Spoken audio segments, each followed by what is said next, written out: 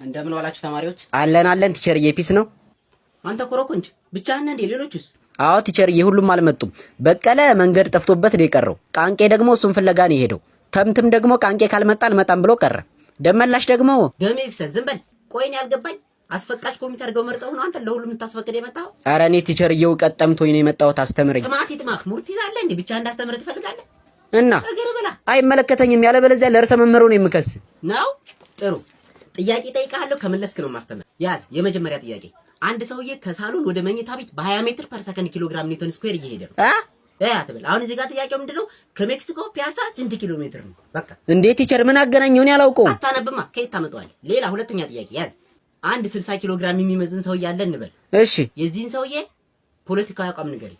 እንዴ ምን አይነት ጥያቄ ነው? አንተ የፊዚክስ አስተማሪ አይደለህ እንዴ? ምንም አይመለከትም። እኔ በትርፍ ሰዓት የሲቪክስ አስተምራለሁ። ልብ አድርግ። የመጨረሻ ጥያቄ ነው የምጠይቅህ። አንድ ታክሲ በ40 ሜትር ፐር ሰከንድ እየሄደ ነው። ያዝ እንግዲህ። የረዳቱ ስም ማን ነው? ታርጋ ቁጥሩ ስንት ነው? ጋቢና ስንት ሰው ተቀምጧል? እንዴት ቲቸር፣ ምንድነው? እኔ ጥንቆላ ነው እንዴ ተማርኩት? የተመታ ጥያቄ የምትጠይቀኝ?